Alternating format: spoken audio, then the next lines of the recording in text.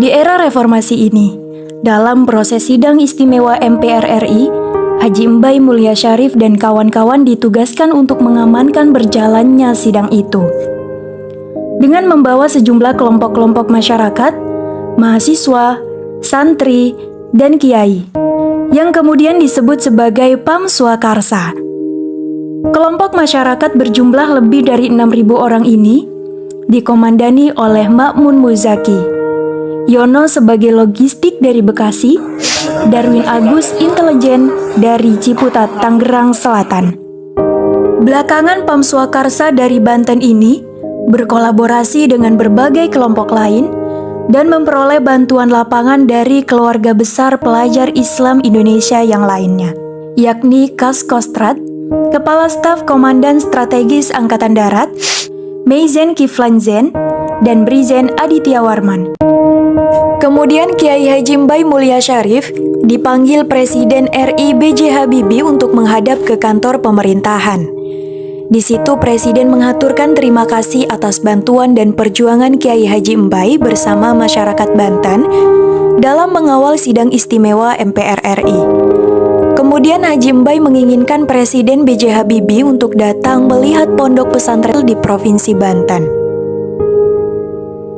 Pada hari Jumat, tanggal 5 Februari 1999, Presiden B.J. Habibie melakukan kunjungan kerja ke Kadupandak, yaitu Pondok Pesantren Darul Iman di Pandeglang.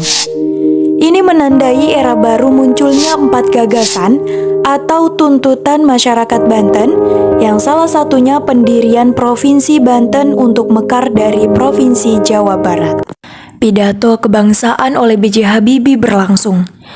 Kemudian 2 orang tokoh Banten, yaitu Kiai Haji Aminuddin Ibrahim dan Kiai Haji Mansur Muhyiddin, menyampaikan 4 poin aspirasi penting, yaitu menjadikan Banten sebagai provinsi, menjadikan Cilegon sebagai kota madya, mendirikan perguruan tinggi.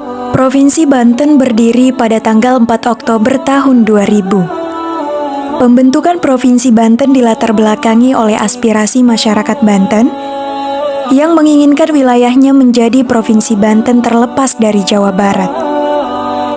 Setelah melalui berbagai upaya perjuangan panjang dari berbagai elemen tokoh masyarakat Banten, akhirnya pemerintah pusat menyetujui pembentukan Provinsi Banten pada tanggal 4 Oktober tahun 2000. Banten tidak hanya dikenal dengan sejarahnya yang kuat, tetapi juga kaya dengan aneka ragam kebudayaannya, seperti tari-tarian, debus, pencaksilat, dan lain sebagainya.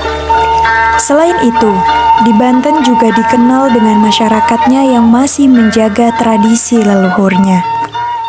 Saudara-saudara sekalian, saya telah minta saudara-saudara hadir di sini untuk menyaksikan satu peristiwa maha penting dalam sejarah kita. Berpuluh-puluh tahun kita bangsa Indonesia telah berjuang untuk kemerdekaan tanah air kita. Proklamasi. Kami, bangsa Indonesia, dengan ini menyatakan kemerdekaan Indonesia. Hal-hal yang mengenai pemindahan kekuasaan dan lain-lain diselenggarakan dengan cara saksama dan dalam tempo yang sesingkat-singkatnya. Jakarta, 17 Agustus 1945, atas nama bangsa Indonesia, Soekarno, Hatta.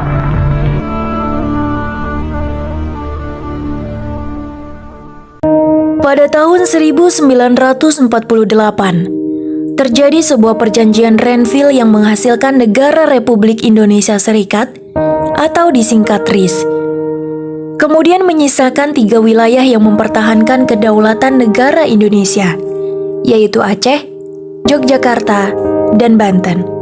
Pada tahun 1950-an, Perdana Menteri Dr. Muhammad Nasir dari Masyumi mengajukan mosi integral yang berakibat pada pembubaran RIS atau Negara Republik Indonesia Serikat dan kembalinya kedaulatan negara kepada Negara Kesatuan Republik Indonesia atau NKRI. Aceh dan Yogyakarta menjadi daerah istimewa, sedangkan Banten masih berada di bawah Provinsi Jawa Barat.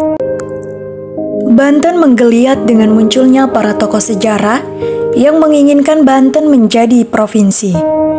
Gerakan untuk Provinsi Banten diawali pada tahun 1950-an melalui tokoh bernama Uwais Corny.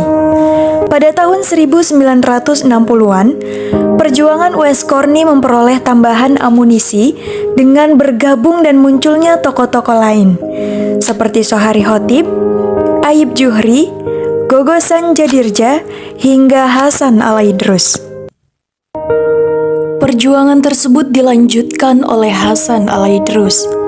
Ketika itu tahun 1967 bersama dengan almarhum Uwais Corny. Mereka ingin melakukan gerakan agar Banten menjadi sebuah provinsi. Tapi naas, Hasan Al-Aidrus malah ditangkap oleh aparat dan almarhum Uwais Corny diasingkan karena dituduh menjadi bagian dari aktivitas PKI. Dia ke Bandung menguruskan masalah-masalah dulu. Sampai ada temannya yang meninggal begitu jauh dari Cikote. Iya, ke Jawa Barat. Stempel legalisasi STTB ke Bandung. Capek kan gitu. Semua dulu yang namanya camat tidak pernah ada camat orang sini. Dari sana semua diatur. Jadi kita pengen mandiri, saya bantu untuk kaya sebenarnya. Gitu. Pada tahun 1970 hingga 1990-an, Banten relatif tenang dan aman, sehingga Banten masih menjadi bagian dari Jawa Barat. Dan perjuangan menegakkan Provinsi Banten pun berada dalam kevakuman, hampir 30 tahun lamanya.